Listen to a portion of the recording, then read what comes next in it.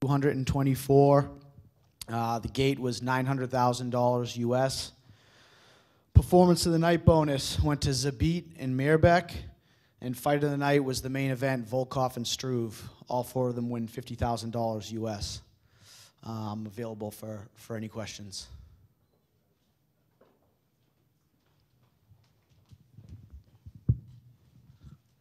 Hey Joe, I know this is going to be your last event here in Europe. Can you just give us a few words about, I guess, your time in tenure and what you're going to be moving on to? Sure. Yeah, it's you know, tonight was definitely bittersweet. I mean, what a great event to go out to. But you know, it's definitely tough saying goodbye. I'm going to be moving to the World Surf League in California, and took a role there as a chief strategy officer and head of international. But yeah, it was a tough decision. I mean, it's incredible what, you know, this team here in our London office has built the last few years, and moving around the region and going to new countries and new territories. And you know, there's still so much work to be done. When I look at Europe, you know, you look at 3 of the 5 largest economies in Europe, we haven't had events. You know, between France, Spain, Italy. You look at markets like Russia, and especially after some of the performances tonight. And that's on the radar. So there's definitely a ton of work to be done, and I'm excited to continue to follow it as a fan from a distance. But yeah, thanks for everything, and obviously thanks for the support. Just a few words, I guess, for the fans inside the arena tonight. It wasn't a sellout, but it was incredibly loud throughout. Yeah, I thought, you know, the fans delivered. We sold slightly less than last year. You know, obviously first time in the Netherlands, blowout event. You had Alistair and you know, Jermaine, everyone on. But yeah, it was still a very strong performance for us, and I'm sure we'll be back in the Netherlands. You know, probably not next year, having gone back-to-back years and not having other markets that we're, you know, excited to break into. But we'll definitely be back in Rotterdam or Amsterdam, I would think, in the next couple of years. Just last one from me. You're moving on now, but where do you kind of see the potential is for the UFC in Europe, and where do you think the kind of key opportunities for them lie? You know, it's funny. I think, you know, this past weekend, the Mayweather-McGregor was really eye-opening for us, and how well the pay-per-view did on Sky in the UK.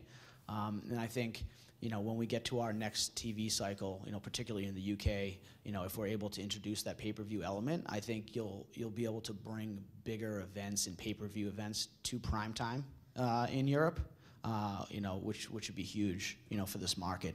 You know, you do the Bisping fight last year, that pay-per-view, but again, it's still on 3, 5 in the morning, you know, so it doesn't do as much for, you know, everyone outside of the city of Manchester that aren't in the arena. It's still in the middle of the night. So I think an important piece for this business is bringing bigger fights there, and I think having, you know, the optionality to do a pay-per-view and actually generate revenue in the UK and Ireland and in some of the markets. I think Germany did very well for the fight with Mayweather-McGregor as well. I think you'll see us probably bring, you know, bigger fights, because you'll take a hit on the US pay-per-view, but you can make up that revenue, you know, with European pay-per-view. So I think the fans should be in store for some bigger fights going forward. Do we have any idea how many pay-per-views they did sell for Mayweather-McGregor in the UK? No, I don't have the exact number, but I'm hearing that it could be the high watermark and record for any boxing event in that market. So pretty excited about that. So Joe, is the UFC looking for a replacement for you? No, I mean, I think, you know, for now, you know, we have Dave Shaw, who I've worked closely with for the last few years. You know, he's going to assume a bigger role on the international side. You know, I think at least the London office, when I think about all the teams that we have across the world, you know, they're definitely the most experienced and most seasoned, and have done a great job. So we'll see what the staffing looks like in the future, but, you know, I think everyone here internally, you know, is completely comfortable with what we have going on. Okay, so the EMEA cards have been criticized by fans a lot because of the lack of big names, so to say. Is there like a change coming in the next couple of years? What direction?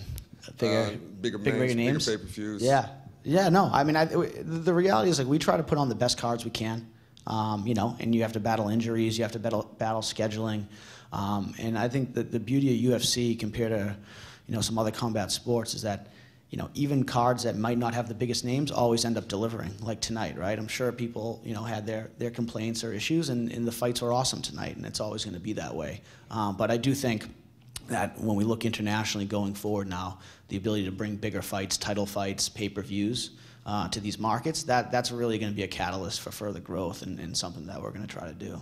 So you've been with the company like for years, like I think very beginning. And how does it feel? I'm not that old. I'm only Well, 5 years. how does it feel like this being your last event? It's tough, honestly. It is, and you know, I feel like we definitely accomplished a lot the last few years, but there's still, you know, a ton left to be done. You know, it's tough leaving before our first event in Shanghai. You know, something that we worked on for a long time. I felt like I've been working on, you know, regulation and legalization in France for a while, so I would have liked to see that through. But it was the right opportunity for me and the right move for my personal life, and it's just tough. But you know, I love this place and I love all the people I work with. So you know, I'm still going to be. I'll be around. Put it that way. So that's fine. So my last question: when can we expect an event in the southern regions of Europe? The southern regions, like Yeah, as like in Spain, Italy, yeah, Mediterranean. You know, I think next year is probably a little aggressive. I think there's still some work that needs to be done on the brand side in those two markets, but we are focused. And I think, you know, it's probably realistic to think about 2019, whether it's the first event in Italy, first event in Spain. We've actually had a lot of inbound interest now. That's the beauty of what we're doing here, is that, you know, we start moving around the territory, doing sellout events. You start having people come to you, whether it's municipalities, whether it's promoters, you know, looking to bring events to region. So we've had some of that inbound interest in Spain in particular. So, you know, I don't think we're too far off.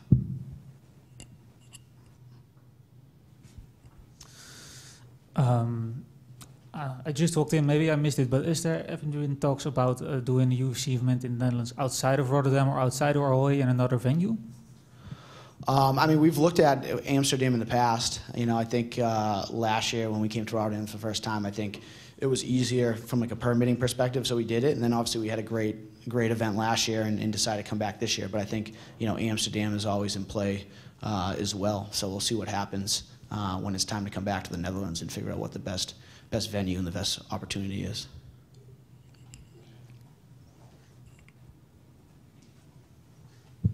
Good. All right. Thanks, everyone. Have a good night. We'll see you in Poland in a couple months.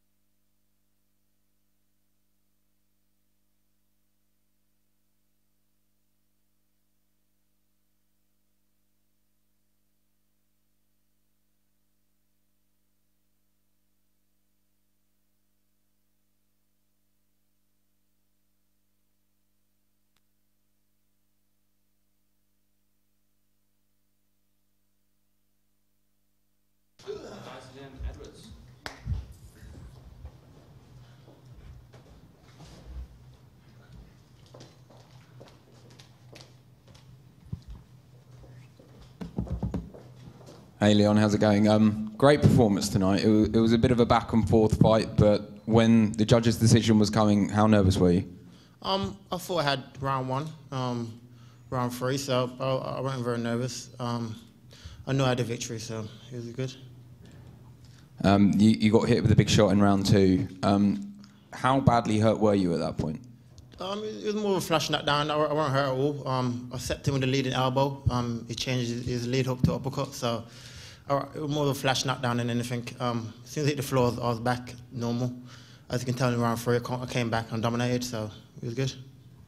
Yeah, round three and in round one, you were pretty close with some rear naked chokes. Like, how close at all were you to getting them? I was very close. I feel his beard saved him a bit. I was digging for that chin. I couldn't find it. I was very close. A few more adjustments, and I'll work and I'll finish it. After the fight, you called out Donald Cerrone. Is that a fight you've been wanting to have for a long time? He's been around the game a long time. Exactly. I asked him from my last fight as well when I fought the last time.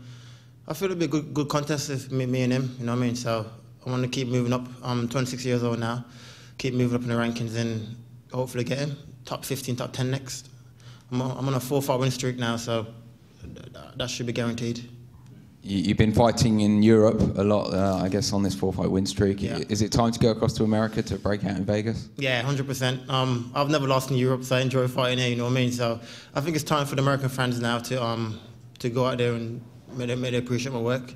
So I think my next fight should be on a big card in Vegas or somewhere in the US.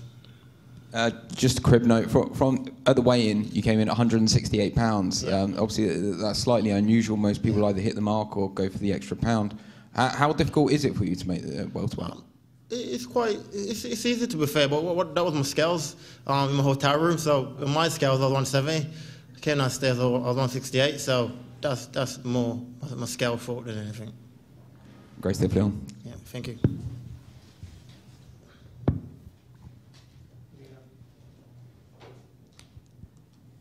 Leo, congratulations on your win. There was a lot of talks about his toughness and about Brian Barina's toughness and but you also looks like maybe you wanted to statement by taking him down because you're known as the flashy striker. He is the gritty ground fighter. Is that something you plan to do to make a statement and take his back? Yeah, I know coming in, like I said, his toughness is what winning fights. I know he likes to rush forward, so if he rush forward, I'll take him down and I draw that back take all camp just to get the hooks in and take his back. My game plan was to come in, keep the range, pick him off. When he rushes in, take him down. And that's exactly what happened. So. Did you anticipate it by catching his kick and taking him down then, or? No, I'll drill him a double leg, to be fair. Going under he likes throwing lead hooks, so going under the lead hook for a double leg. That was my game plan coming in. All right, final question. Did the beard bother you by finishing the choke? I feel it stopped me from finishing the choke. I was digging it. I find it hard to find the chin. I feel it saves him a bit, yeah. All right, thank you very much. Thank you.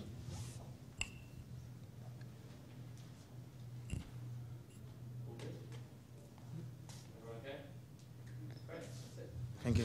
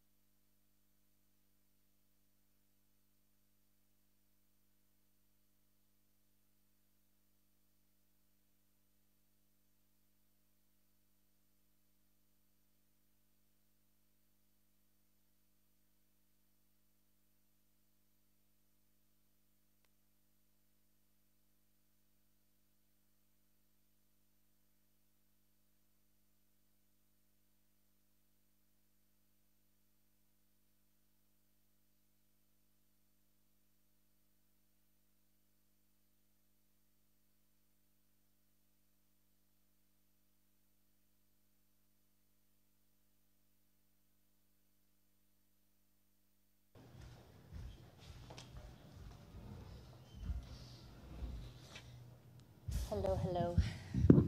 Do I need this? First of all, congratulations on your win. Obviously, she took the fight on 2 or 3 weeks' notice. Did you expect her to be so tough, or was there anything that she did do to surprise you? I absolutely expected her to be tough. I don't think the UFC is going to bring any girls into the octagon who are not tough and not ready. And she was very hungry for this, as well as I. So I knew she was going to be a little tough, yes. In the first round especially, she was looking for that leg lock, but you seemed pretty calm the whole way throughout her submission attempts in the first round. Absolutely. I'm a black belt as well, and we practice that effortlessly over and over again. So it was one of those things that you just don't panic. I knew she didn't have it. It's just a matter of letting my foot get loose from her hands. But I wasn't in any situation where I felt like the red light hit and now I need to panic. It was just more like, okay, let's wake up, let's start moving, let's start, being active. And what is next for you following this fight? Is there anyone you are interested in facing next? Hopefully somebody in the top 10. They offered me Jermaine, and without hesitation, I said yes, even though I was told many times, don't take that fight, don't take that fight. I'm like, why? I mean, why am I going to even be in the UFC and turn down fights? That doesn't make sense to me. I want the hardest, I want the best, because I want to be the best. I want to fight against the best. I want to move up. So I absolutely said yes, and unfortunately she backed out, so I want to work my way to the top 10. Thank you very much. Afterwards, you said that, what was it, 40 is the new 20? You like that, didn't you? Yeah, I thought it was pretty You can cool. hashtag it. You've got so many other things going on in your life as well. I believe you're a teacher as well. Where does fighting kind of rank up there in terms of importance in your life?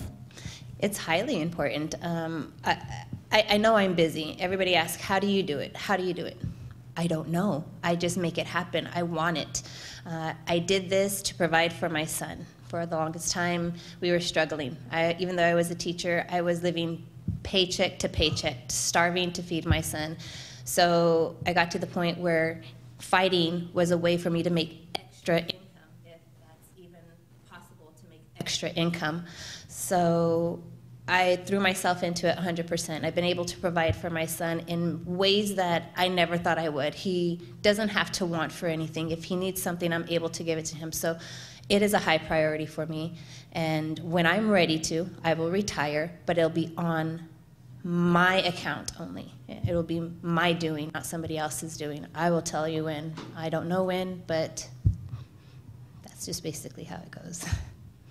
There are options now, up and down. There's a featherweight division, there's a flyweight division. You're in the bantamweight division. Where do you are those two actually options, or do you want to stay at 135? Heck no. There's no way that I would make 115, not even 125. I wouldn't even come close, and I'm too small for the 145 division, so I'm going to stay right at the 35. I'm going to stay at bantamweight. It was a pretty bruising encounter. You got a few stitches and a few bruises under your eye there.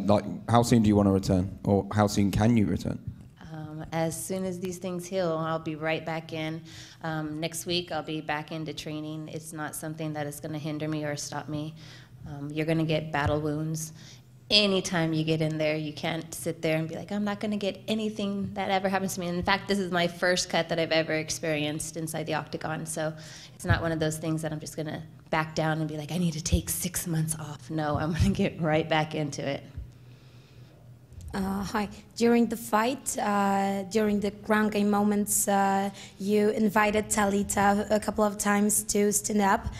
So did you feel like Talita could be more dangerous for you on the ground, so you started to invite her to stand up and strike?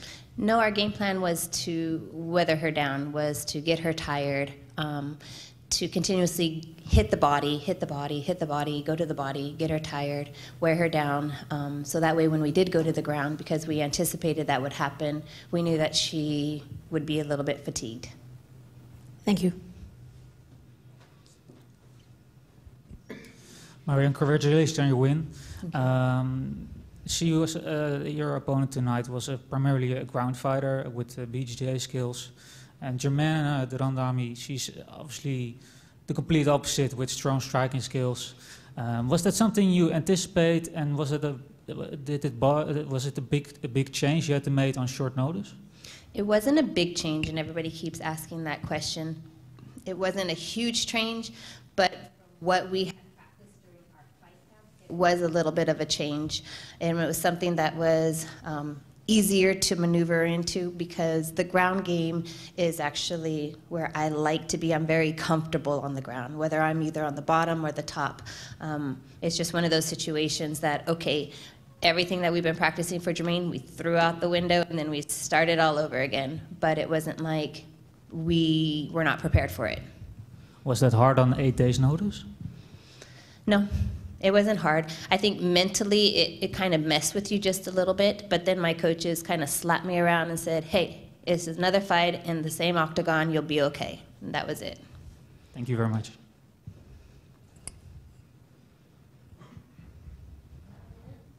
Thank you, guys.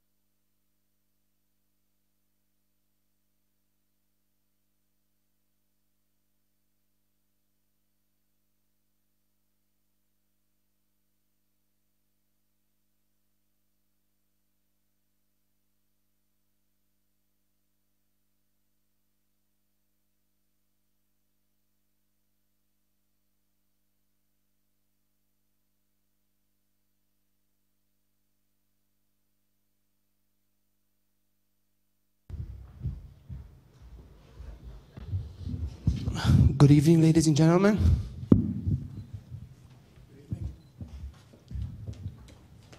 So obviously, congrats on the win first.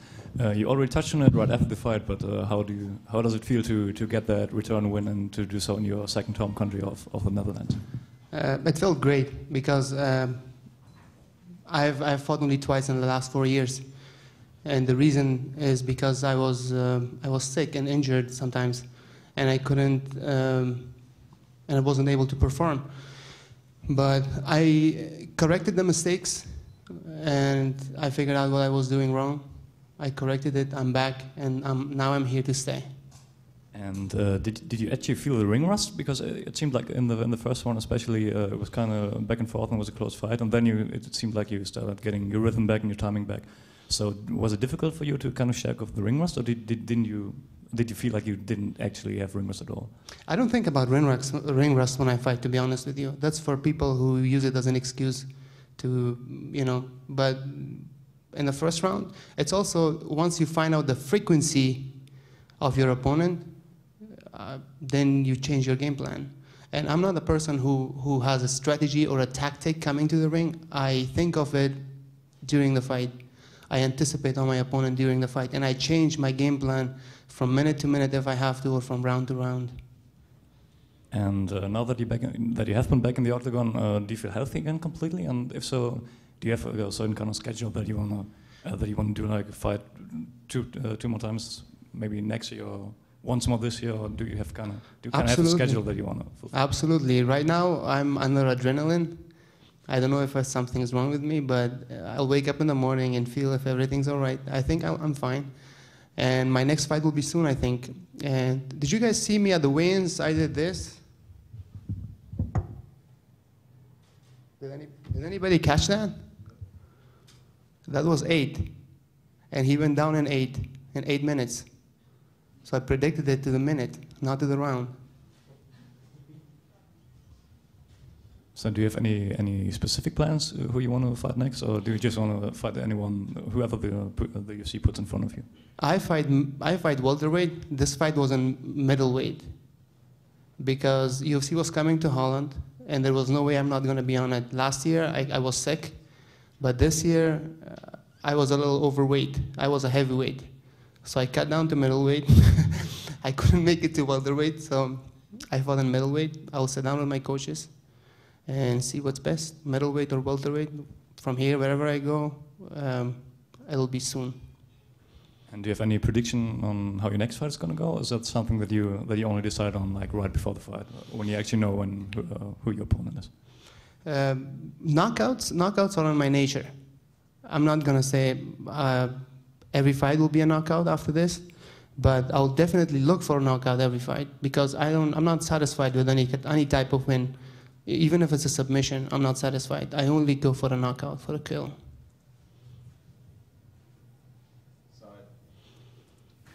Down in front. How did it feel walking out in front of that crowd this evening? They're very obviously highly supportive of you. It was very emotional, honestly, because when I came to Holland 15 years ago, when I was 15 years old, 18 years ago, basically with empty hands, just with the clothes that I had on, and Holland gave me a second chance, and Holland gave me a home. So I took that second chance. And academically, I studied international business and languages. I have a bachelor's degree. And athletically, I also achieved to be in the UFC. And coming out here on September 2nd, ironically, fighting for my second chance, and thanking Holland for giving me the second chance, it was very emotional. And I hope this is something that I could give back to Dutch people for thanking them for the second chance that I got. Was it difficult kind of managing those emotions when you walked in there? You know, some people have adrenaline dumps after having such a big high of walking into a highly supportive crowd. When I'm fighting, I have this ability that I have mastered during all these fights that I can turn off my emotions. Because sometimes emotions disable your ability to think. So when I was walking into the ring, there was one thing in my mind, that I'm a champion. Nothing else. But after the win, of course, you think of the other things. There are so many names in welterweight and middleweight. Who would be a fun fight for you next? Who would you like to get in there with? I think Matt Brown will be a good fight. And he says that he's immortal, but I will show that he's pretty much mortal. So we did receive we saw a lot of support from Dutch fans, but how were the Afghani fans? Let me tell you one thing, my friend. Afghanistan is on his head right now. I'm pretty sure this fight touches thousands of children. And they watch this fight live. And see, that's very important to me. Fame and money, I think I could do anything else and be successful at it, but I'm fighting because this touches people in Afghanistan. If I was a successful businessman, a few people would know me, but because I'm an athlete, professional athlete, I get to reach a lot of people and touch a lot of hearts with my talent and give people hope back home. Because when I was a little kid, I didn't have that. But now I'm trying to give this to my country and my people. But that doesn't make me any less Dutch, because I also love Holland for giving me the second chance to be able to do what I do for Afghanistan. So you were talking about helping Afghanistan. How popular is MMA in Afghanistan, and are you going to try to develop the skills there? Absolutely. MMA is almost #1 sport right now in Afghanistan. Everybody is talking about MMA. Everybody's doing MMA. There are thousands of children that are in gyms training MMA. It saves their lives from doing drugs, because we can get easily drugs in Afghanistan. And they have this dream of becoming a champion and make it to the UFC one day. And this is something that actually inspires me to fight for them. Do you have a message for your Afghani fans? My message is that I will fight for them. I will fight for my roots, and I will try to inspire them. I'm not saying I will be their role model, because I'm a human being. I make a lot of mistakes. I don't want people to look up to me and be like me, because I'm not perfect. But what I do want is to touch them with my talent and give them hope. Okay, my last question. You predicted the minute that you're going to finish this fight. Can you give us a prediction with your hands as well, when you're going to be the champ? How many years, sorry? Well, I'm back with a vengeance to achieve my dream. And I'll be the champ by 2019. At welterweight or middleweight? Welterweight. All right, congratulations on your win. After the moment of when the referee stepped between you two, did you thought it was a little bit late? I'm in the octagon to fight. So as long as the referee doesn't stop, I have to continue. But I leave the referee do his job. I'm fine with it. If he thinks that Rob wasn't out, which he gave him a fair chance, I can't say anything. That's not my job. He's specialized in this job. That's why he's in the octagon. So I'm not gonna say anything about that. Yes, and can you describe the emotion? You obviously said you were very emotional. Was it euphoric or was it relief because you came back after a very long time? To describe this emotion, it's very similar to when I was a little kid in Afghanistan, when war broke loose from street to street, bullets flying, and we had this rush that we're gonna be killed or be dead any second. And we felt this kind of rush and hide because we heard the bullets literally flying over our heads. And you get this kind of rush. And once you win, you find that rush, that type of rush. That's why when I got out of Afghanistan, I was looking for this type of rush. And I found it in MMA. And you could call it that I'm addicted to this type of rush because I don't know anything else since I was born. I was born in a war and I grew up in the war. And when I left Afghanistan, I was missing this. So I found it in this sport, and now I'm getting it from the sport. Now my last question, your next training camp, will it be with Team Jackson Wink, like your last couple of fights, or will it be in the Netherlands like this preparation? I think my next fight, my next training camp will be with Jackson Wink MMA because those guys are geniuses. I love training with them, the great leadership. And it's fun to be in Albuquerque because everybody's helping each other. And to be among those great fighters and be able to train with them, it's an honor.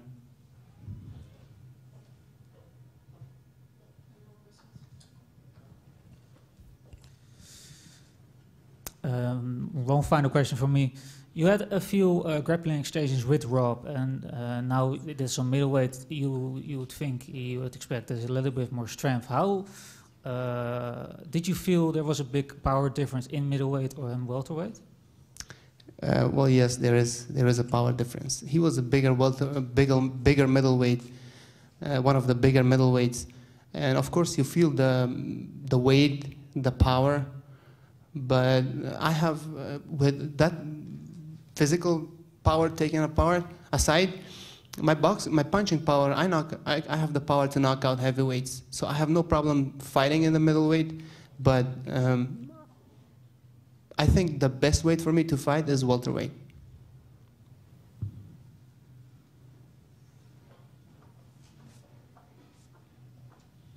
Thank you very much.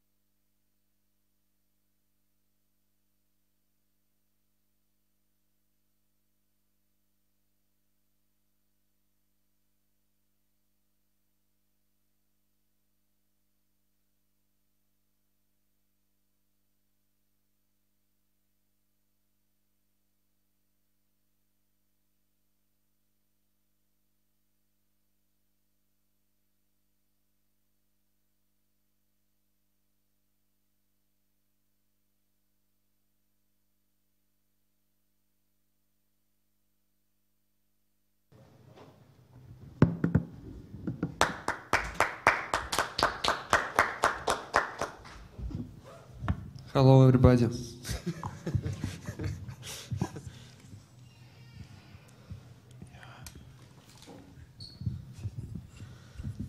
Hi, Alexander. Great finish in the third round of the fight. What was it like fighting in front of such a supportive crowd for your opponent? Прекрасный бой, прекрасный финиш. Как тебе было драться при таком крауде, который поддерживал так противника? На самом деле было очень видно, что эта поддержка его угнетала. У него было очень много ответственности в этом поединке, и, на мой взгляд, это ему помешало. Для меня это был менее ответственный поединок в том плане, что меня не давили собственные стены, и я верил в свою победу. И видно было, что еще до боя он немножко растерялся, благодаря тому, что именно эта поддержка, она, наверное, может, ему и в какой-то степени помешала. Actually, it felt great because it was quite obvious that this support and this overwhelming, let's say, support of those people made wrong, and he felt not quite sure in himself. It was a huge weight that waited on him, and even before the fight, I saw this. There's this kind of support when everyone expects you to win. It's very hard to deliver. You've got a pretty nasty cut under your eye there, and you suffered a few eye pokes as well during the fight. How many stitches are in that cut, and how badly did the eye pokes affect him? У тебя довольно страшная сечка под глазом, и еще тебя несколько раз тыкали в глаз во время боя. Сколько у тебя там швов вообще? Как ты себя чувствуешь? У меня 5 швов. Да я чувствую себя отлично. Когда побеждаешь, ничего не болит. Как еще говорили в детстве наши тренера, боль уйдет, а победа останется. Поэтому это все не важно, это все уйдет. И да, тычки в глаза были. К сожалению, он работал не очень чисто в этом плане, постоянно вытягивал переднюю руку с открытыми пальцами. Но таков спорт, мы должны быть готовы ко всему. He worked not very cleanly, let's say. He always pushed his left arm forward with the open palm. It's sad, but I have 5 stitches, and like my trainers always tell me, even when I was small, pain will go away and the victory will remain. Heavyweight's a very open division. There are a lot of big names in there and people without fights at the moment. Is there anyone that you can see yourself matching up with next? Сейчас очень много громких имен в твоем дивизионе. С кем бы ты хотел подраться следующим? Знаете, я больше думаю не о том, с кем я хочу подраться, а о том, где я хочу подраться. Уже много русских побеждает здесь, ну, в Европе и в Америке. Много ребят в UFC, кто дерется, кто побеждает. Сегодня победило 5 русских бойцов. Я возглавлял турнир. Может быть, пора провести турнир в России, в который я был бы не прочь также возглавить? Actually, right now I'm thinking not about whom to fight, but I would like to think about where to fight. Today, 5 of Russian fighters won, and I headlined the tournament. And it will be great if UFC will be able to bring UFC to Russia, and I will be happy and honored to headline this tournament. Congratulations on the win. So I would like to ask, what influence, in your opinion, had those eye pokes that happened? Do you think that you could have finished the fight even earlier if it wasn't for the pokes? Как ты думаешь, когда шел бой и тебе попадали тычки в глаза, это как-то повлияло на ведение боя? И смог бы ли ты закончить бой раньше, если бы этих тычков не было? Ну, тычки, конечно, влияли, но они влияли больше, ну, наверное, их влияние происходило в течение 20-30 секунд, потому что действительно после тычка немножко картинка расплывается, немножко мутная. Я старался говорить врачам, что все хорошо, для того, чтобы бой не остановили. Вот. Не знаю, мог ли я закончить бой раньше. Я до взвешивания говорил, что закончу во 2-3 раунде. У меня было несколько хороших моментов. Может быть, мне не хватило даже несколько раз концовых раундов для полноценного финиша.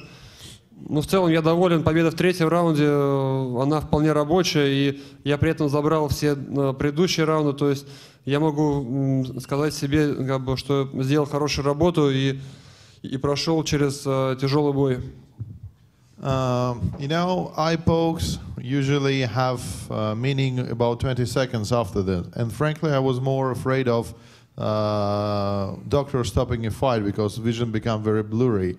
But I didn't want that, and it's hard to say how it really, let's say, influenced the fight. So I thought I had a feeling that I could finish it in the first, in the end of the round, and in the second. But frankly, I'm happy with the third round win because I promised on the weigh-ins and before that I will finish him in the third, and I've managed to do so and I took all of the first and the second. So I can say that I've won good, hard-fought victory. I'm happy with it. What do you think about your own performance tonight? Что ты думаешь о том, как ты сегодня подрался? Я не знаю, я не смотрел со стороны. Конечно, судить болельщиков, судить вам, как это было, насколько это было хорошо. Но мне было весело, я получил удовольствие от того, что получал по голове и сам тоже несколько раз ударил. То есть это было весело, как обычно. Я люблю драться. It's not for me to judge, actually. I didn't see the fight, from the stands. It's for the fans. I will look at it a little later. But frankly, it was fun. I had lots of blows to my head. I've done many blows to the enemy head. I love to fight. It was fun, really. And what's next for you? Do you think you get a top 5 fighter now? Я продвигаюсь очень быстро сейчас в рейтинге, то есть еще два боя назад меня вообще не было в рейтинге UFC, сейчас я действительно претендую уже на, наверное, 5-ю строчку. Наверное, да, наверное, 5-я строчка как минимум будет, наверное, достойна меня. Но на самом деле эти цифры не имеют значения. Сейчас не так много бойцов, с кем драться. В любом случае, наверное, следующий боец это будет громкое имя, не менее громкое, чем Стефан Штруве, и очередной вызов для меня. Actually, I think after this fight I will go something like 5, and all 4 guys up will be great names to fight. And I'm not thinking about my next opponent a lot.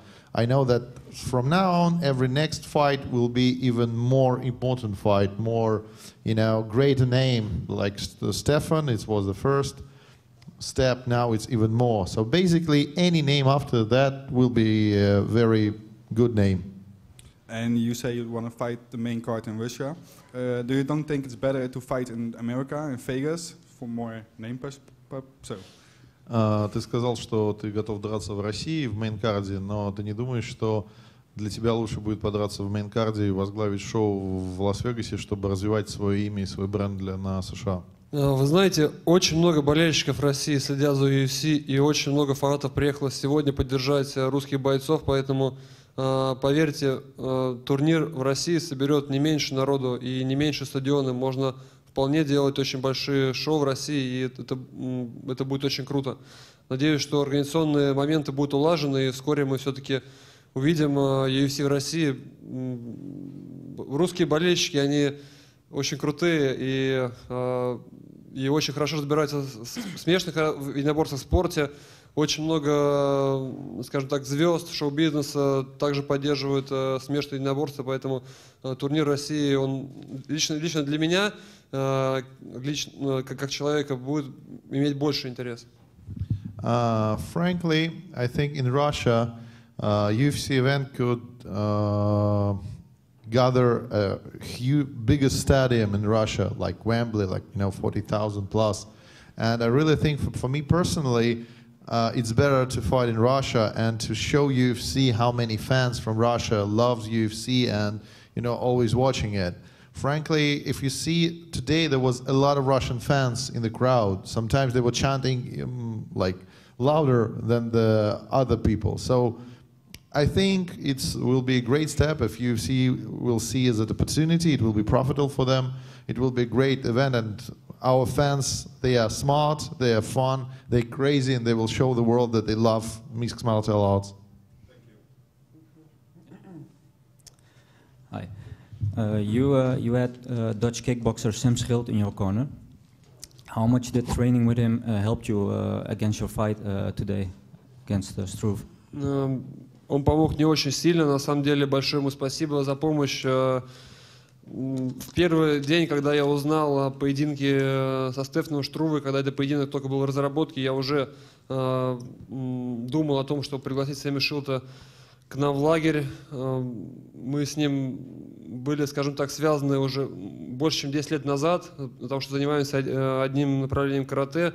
И ну, как бы уже встречались и виделись, поэтому, в принципе, наверное, подготовки бы к этому поединку без Сэмми Шилта полноценно бы не состоялось. Он помог очень сильно. Actually, Sammy helped me a great deal. When my manager told me that I will be fighting Steven Struve, my first thought will be to speak with Sammy Schild about participating in our camp, because I know him for more than 10 years. We are brothers by the karate style. We're doing the same karate style. And we propose, and when he came, I'm very grateful to him because his help was priceless and he helped me a lot for this win. Thanks for him. Thank you. Thank you. A couple of days ago, you told us that you never fought a taller guy than you were. Was it easier than you thought? Пару дней назад ты говорил, что ты никогда не дрался с человеком выше себя. Теперь вот ты подрался. Это было как сложнее, легче, чем ты думал?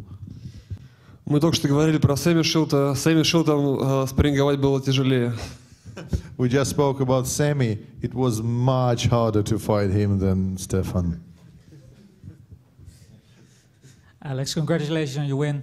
There was a lot of back and forth, a lot of punches thrown back and forth. Did his chin surprise you? And were there moments where you thought you could finish it earlier? Во время боя много было как бы движения боя в обе стороны, но ты часто ловил его, и было видно, что ты его можешь прикончить, но не получалось. Его челюсть, которую все обычно ругали, удивила тебя? Он к этому поединку был очень хорошо готов. На самом деле видно было, что подготовка прошла у него тяжело, и много вещей он именно делал под меня. То есть использовал те моменты, в которых я обычно ошибаюсь. Я просто не спешил, я просто знал, что мое время наступит. Я был готов психологически выйти на 4-й, на 5-й раунд. Я просто знал, что заберу свое в какой-то момент, и как только этот момент наступал, я старался его использовать, но ускорять события не пытался. Actually, he was ready very good to that fight, and he performed quite well. But when I caught him, I knew that I can finish, but I didn't want it to risk, because he was waiting for me even when he was covering up. He was ready to throw back, and I saw this. So basically, I methodically destroyed him, not like, sending all my effort in one strike. I just thought, and by thinking, I finished it. Sammy Schild told me before this fight, and Stefan Struve also told me before this fight, that he enjoys fighter bigger opponents. This is your first time. Did you enjoy the fight? Сэмми до этого говорил ему часто, что ему нравится драться с большими соперниками, это веселее. Тебе понравилось драться с большим соперником? Мне понравилось, что поединок прошел больше в стойке, потому что до боя каждый соперник говорит, что нокаутирует меня, и после первой минуты боя обычно проходит в ноги, поэтому то, что Штрува был выше меня, это не позволяло ему полноценно работать над его бросками, над его тейкдаунами. Это позволило провести красивый бой в стойке и порадовать зрителей. Ну, на самом деле, после этой подготовки, после того, как мы поработали, подготовились к высокому сопернику, теперь для меня это не имеет большого значения, высокий соперник или нет. Были несколько моментов тяжелых для меня, но в какой-то степени это было необычно и весело, да. In some definition, it was fun and nice. But frankly, after we prepared to fight with an opponent who is taller than me, right now for me it's not a big difference. But actually, most of my opponents in the interview said that they will knock me out and starting to shoot takedowns since minute 1 of the fight. Thanks to his height, he wasn't able to shoot takedowns and he had to fight on the feet. And I love when we fight on the feet. So we showed an exciting fight. That's why maybe, yes, I love to fight the taller guys. My final question. You had 3 eye pokes. I believe you also poked him 1 time in the eye. Did that bother you throughout the fight? Because you were very quick to return after the fight. You could have taken the 5 minutes, but you chose to return fast. Was it a lot of big distraction? Когда тебе тыкали в глаза, вместо того, чтобы подольше отдохнуть, у тебя там 5 минут. У тебя есть 5 минут, чтобы отдохнуть. Вместо этого ты предпочитал довольно быстро сразу возвращаться в бой. Почему? Ну, во-первых, я не хотел, чтобы мне соперник отдыхал. Я не хотел, чтобы соперник думал, что он мне нанес какой-то большой урон этими тычками, потому что, несмотря на то, что он вроде как извинялся, все-таки он понимал, что это все-таки урон, и этим он может воспользоваться. Поэтому я и плюс не хотел, чтобы врач остановил поединок, потому что остановка и отмена боя или проигрыш не входило в мои планы. Очень много ребят приехало из России поддержать меня. Я просто не мог сорвать поединок, поэтому это все заставляло меня немножко рисковать. Но это бои, ты должен выходить и быть готовым ко всему, терпеть боль и прочее, поэтому это часть нашей работы. Actually, 3 things bothered me. First of all, I didn't want to show that he does any damage. Yes, he told it was unintentionally, but you know, when someone do something and he see that you suffer a lot from it, he have gaining confidence. Second, I didn't want doctors to stop it because of, you know, my eye damage, because so many people came to watch and I didn't want, you know, to break the event. And the third, I didn't want him to rest. And after all, it's a fight, you know, we come there to feel the pain and to overcome it. It's like part of the job. Ну, хочу, конечно, добавить, что действительно сам тычок, он вызывал некую резкую боль, которая было тяжело просто игнорировать, поэтому в какие-то моменты действительно первое как бы впечатление, реакция была это закрыть глаза, да, и как бы отвернуться, что-то такое сделать, потому что действительно тычки были очень неприятными. No, I will add that actually eye pokes were very painful, and my first reaction was like, what happening? Like it's a third eye poke and like nothing happening, and like.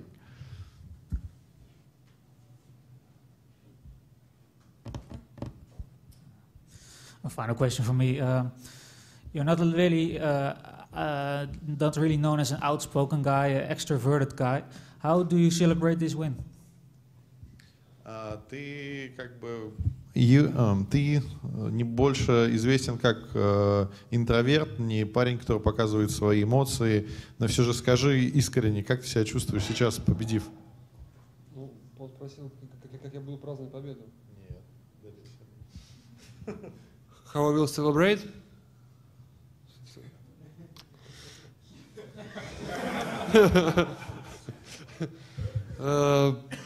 I just will go to my family. I will go home. Will celebrate with my family. My wife waiting me. All warm moments I will feeling with my family, with my wife, with my parents, with my young brother. So. Here right now after fight maybe we'll go some place, take a food to speak about our fight. So I'm really a very simple person about this. I don't like big parties, drunk parties, something like this. I just will celebrate this with my wife and with my family.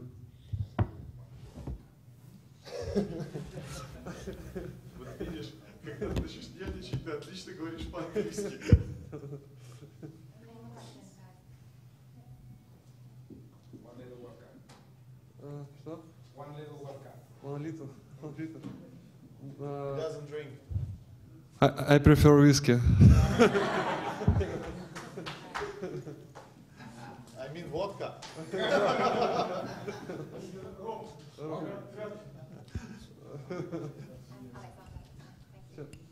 Thank you so much. Thank you, everybody, for questions, for coming here. So thank you so much for attention to me.